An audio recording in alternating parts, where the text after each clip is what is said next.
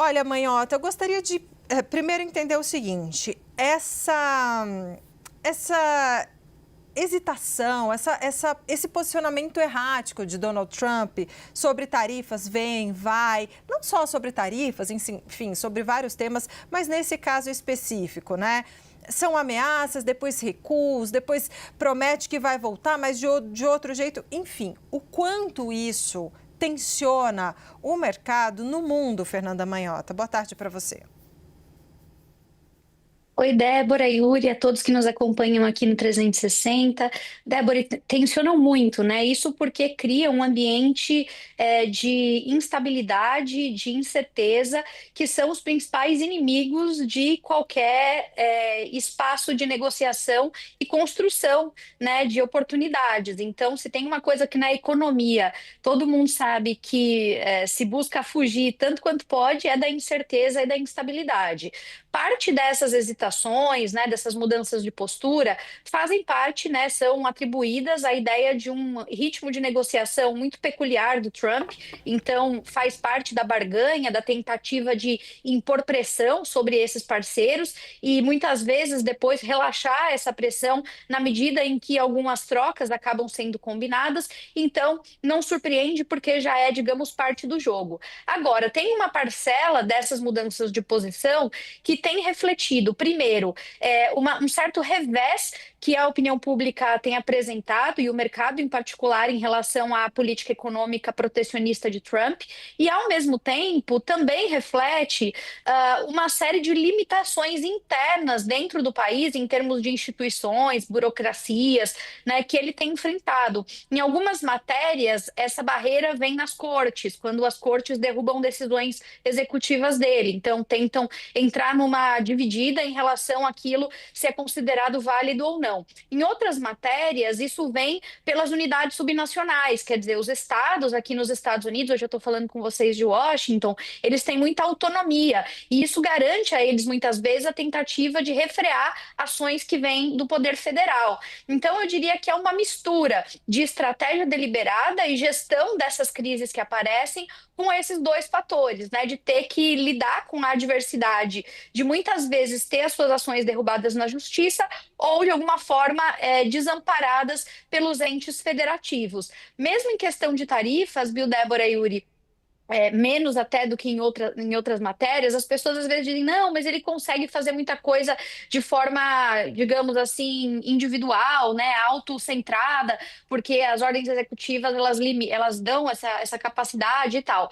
Mas não necessariamente, né, para vocês terem uma ideia, várias ordens executivas que da outra vez foram usadas na gestão anterior e que agora estão sendo reeditadas, naquela ocasião elas tiveram que passar por um processo de investigação super complexo junto do Departamento de Comércio aqui, o chamado USTR, para saber se elas se enquadravam em certas categorias que lá estão previstas nessa cartilha de controle comercial, só para depois serem emplacadas, né? Então, agora o Trump vai sendo mais ousado, vai recorrendo menos a esses instrumentos, mas eles ainda existem, né? Em algum momento eles podem aparecer como um elemento de contrapeso a essas medidas, Débora e Yuri.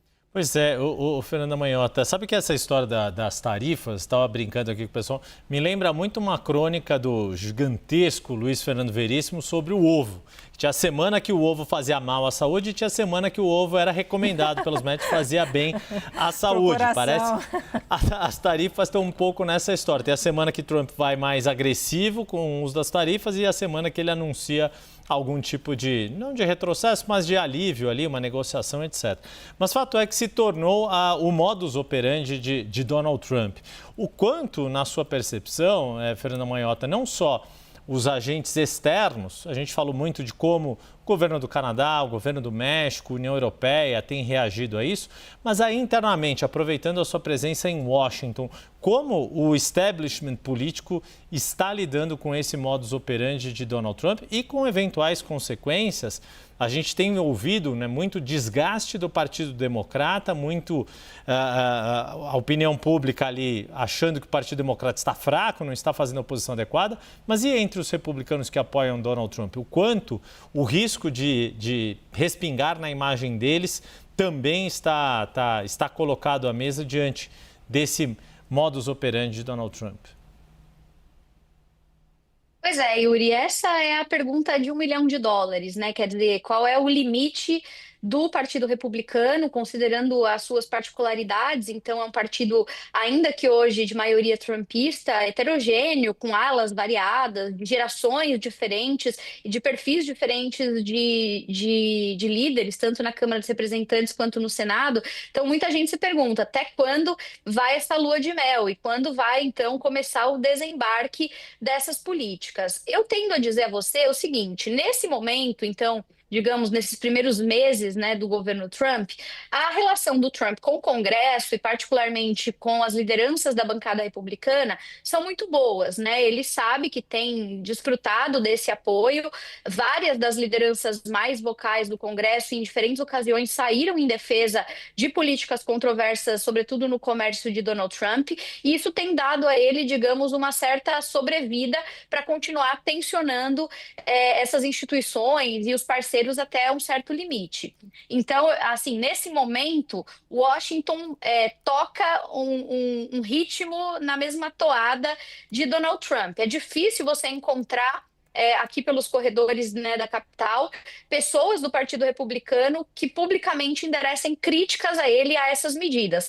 Alguns mais confortáveis, outros um pouco mais preocupados com os efeitos de médio prazo, mas ainda assim há um relativo consenso de apoio. Mas para não dizer, né, que não consideramos esse cenário intermediário, a sensação que eu tenho conversando com essas pessoas e acompanhando os dados é de que esse cenário tende a ficar um pouco mais desgastado conforme a gente se aproxima das chamadas eleições de meio de mandato, que acontecem daqui a um ano e meio, né? Um pouco mais de um ano e meio. Lembrando que nos Estados Unidos o presidente é eleito para 4 anos, mas a cada 2 anos tem renovação das casas legislativas.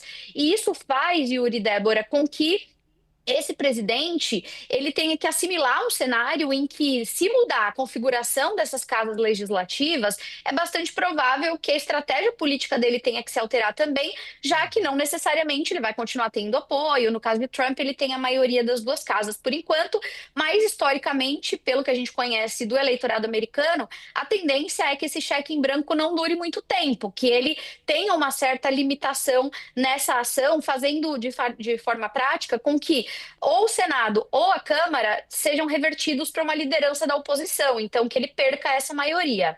E aí é interessante cruzar essa informação com uma pesquisa que foi divulgada, acho que tem pouco mais de uma semana, pelo jornal New York Times. Eles fizeram um material muito interessante que foi o seguinte: mapearam de que maneira essas tarifas todas que estão sendo anunciadas e impostas afetam não só setorialmente os Estados Unidos, mas também do ponto de vista geográfico. Então, onde estão os principais consumidores, os produtores alternativos? Eles fizeram um levantamento com uma série de mapas bem aprofundado. E a resposta, né, a conclusão desse estudo que o New York Times divulgou, diz basicamente o seguinte: os distritos e as áreas do país que mais vão ser afetadas de maneira negativa por essas medidas protecionistas são áreas que votaram majoritariamente em Trump e nos seus aliados nessas últimas eleições. De modo que isso pode incentivar, no médio prazo, que lideranças desses distritos, né, que estejam buscando uma eleição no Senado ou no Congresso, elas comecem a ter que se descolar do Trump quando elas forem cobradas pelos seus constituintes ali, né, pelas suas bases, que vão começar a sofrer as consequências objetivas de tudo isso. Então, a gente tem visto muitos estudos, eu estou citando um deles, nessa direção. O que permite, Yuri, para concluir, dizer que nesse momento tudo vai bem em Washington para o Trump, né? Não tem ainda grande oposição a ele aqui, dentre os republicanos, aliás, nem dentre os democratas, que também não estão muito vocais, inclusive, mas que até a eleição de meio de mandato, os efeitos econômicos negativos disso tudo podem sim levar a um progressivo desembarque. Eu não descartaria essa possibilidade, e isso é algo que muita gente por aqui já considera uma realidade concreta.